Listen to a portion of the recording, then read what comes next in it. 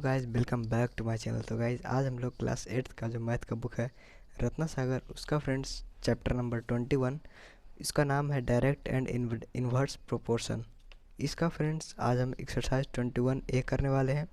मैं आपको एक्सरसाइज 21 ए में आपको दिखा देता हूँ। एक्सरसाइज हो गया ये 21 ए हो गया हमारा एक्सरसाइज 21 ए। उसका फ्रेंड्स क्वेश्चन नंबर 1, 2, 3 और 4 यहाँ तक आसपास करूँगा मैं इस पार्ट में, और बाकी के क्वेश्चन अगले पार्ट में सॉल्व किया जाएगा। ठीक है, यहाँ पे 21 ए में क्या कहता है, क्वेश्चन है कि यहाँ पे लगभग 24 क्वेश्चन है। तो फर्स्ट क्वेश्चन में हमारा क्या कहता है, which of the following are in the direct variation. मतलब क्या कि ये जो इसमें से कौन सा ऐसा है कि जो डायरेक्ट वेरिएशन में है। मतलब क्या डायरेक्ट वेरिएशन, मतलब मैं आपको पहले समझा देता हूँ, कॉपी पे मैं आपको समझा देता हूँ। डायरेक्ट वेरिएशन होता क्या है, डायरेक्ट वेरिएशन ये क्या होता है वो मैं आपको पहले बता देता हूँ। डायरेक्ट वेरिएशन मतलब हुआ कि ये 1/4 is equal to 2/8 is equal to 3/12, ये तो इक्वल है। ऐसा ही आपको दिया गया रहेगा, जैसे यहाँ पे दिया गया है, टेबल बनाया गया है एक्स वाई, और यहाँ पे 3/12 है, तो वैसे ही यहाँ भी रहेगा x डिवाइडेड बाई वाई। ठीक है, और यहाँ पे 1/4, 2/8, 3/12, ये जितना भी है ये क्या है, डायरेक्ट वेरिएशन है। ठीक है, ये क्या है, डायरेक्ट वेरिएशन है। और इनडायरेक्ट वेरिएशन किसे कहते हैं वो देखिए, पहले मैं आपको बता देता हूँ इनडायरेक्ट वेरिएशन किसे कहते हैं।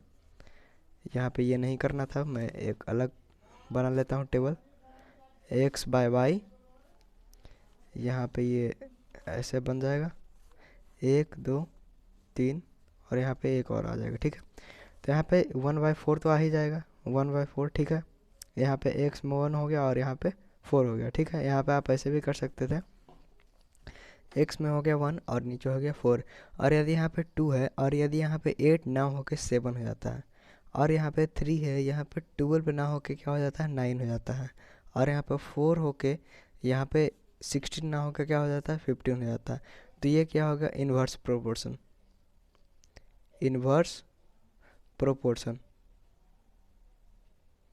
इसका मतलब ये हुआ कि जितना बार इससे मल्टीप्लाई किया गया है उतना बार इससे ही मल्टीप्लाई, जैसे कि यहाँ पे 2 से मल्टीप्लाई किया गया था, यहाँ पे 2 भी मल्टीप्लाई करोगे तो इज इक्वल टू यहाँ पे आ जाएगा। यहाँ पे फिर से यहाँ से 3 से मल्टीप्लाई करेंगे, यहाँ भी 3 से मल्टीप्लाई करेंगे तो इक्वल आंसर आ जाएगा।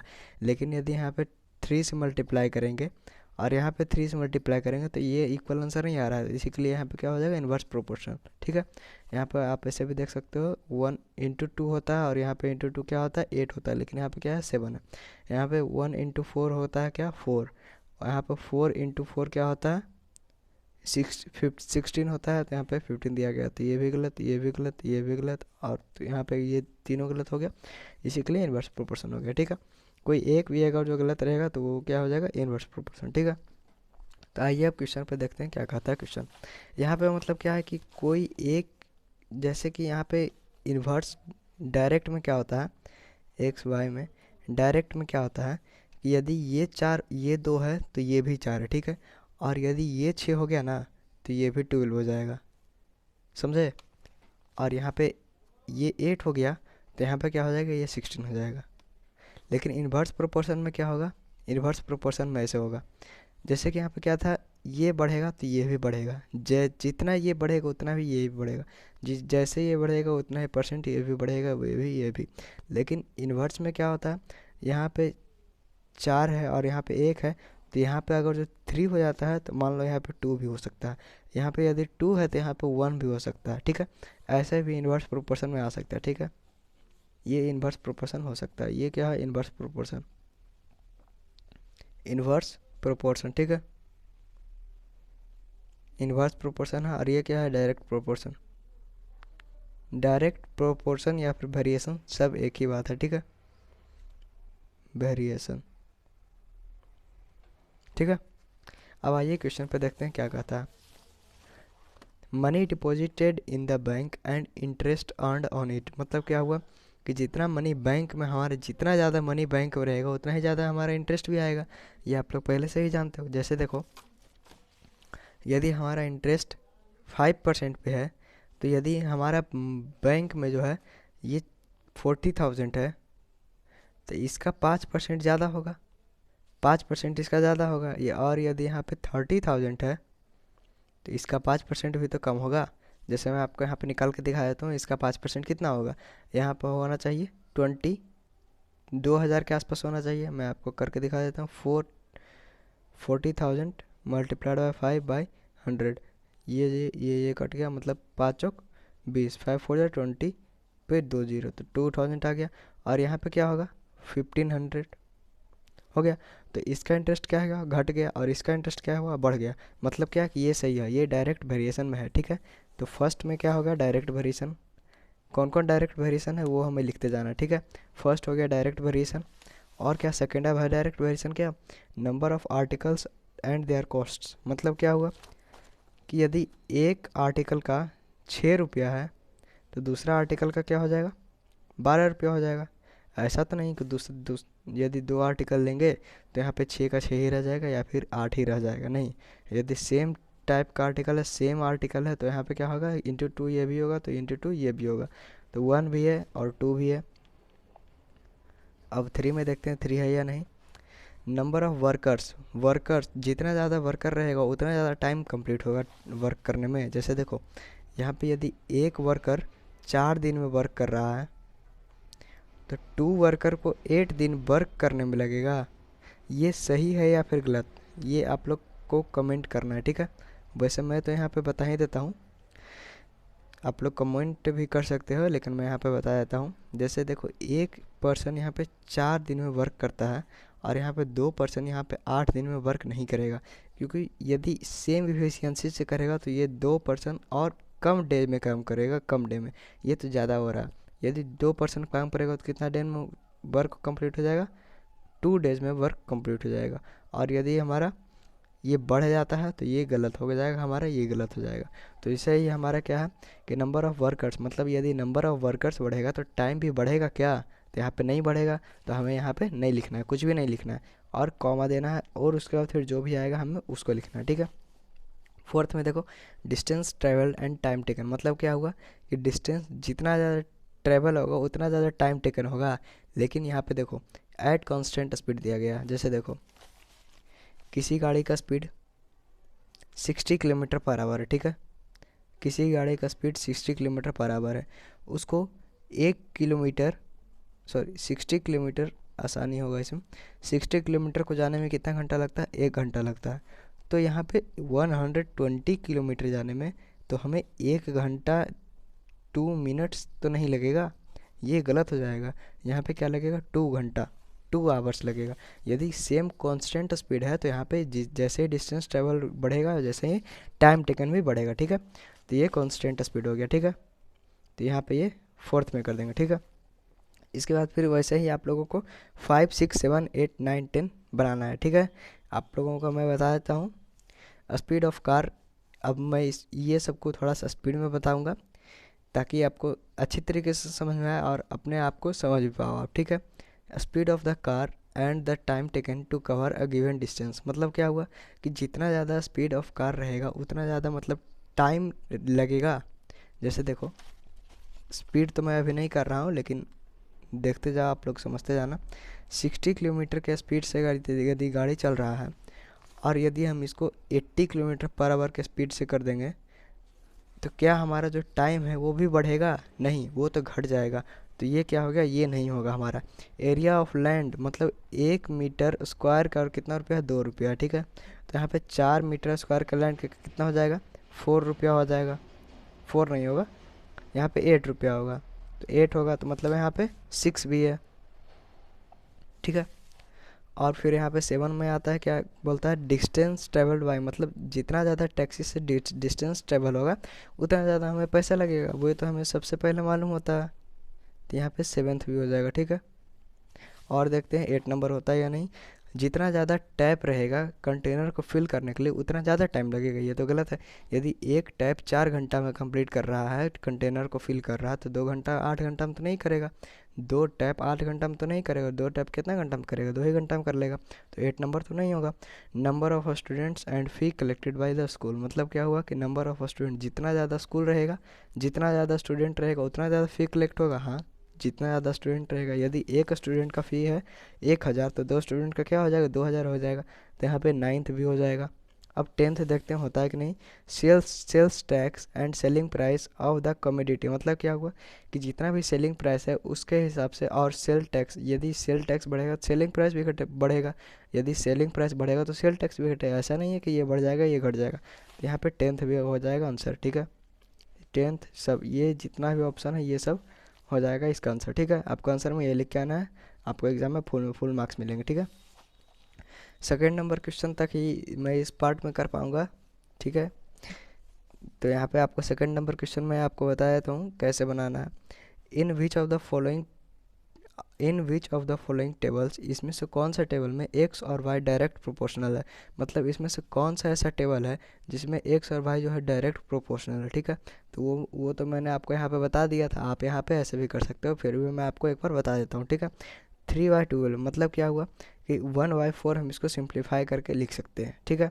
इसको 1/4 तो लिख सकते हैं, तो हम इसको 1/4 लिख ही लेते हैं। यहाँ पे आपको मैं कॉपी लिख कर बताता हूँ, यहाँ पे लिख सकते हैं क्या, 1/4 इसको लिख सकते हैं, ठीक है। अब यहाँ पे क्या बोलता है 5/20 क्या है इसका, तो यहाँ पे देखो 5/20 बोलता है। 5/20 पहले मैं पूरा इसको लिख लेता हूँ। और 8/32 11/44, 8/32 11/44 और 23/92,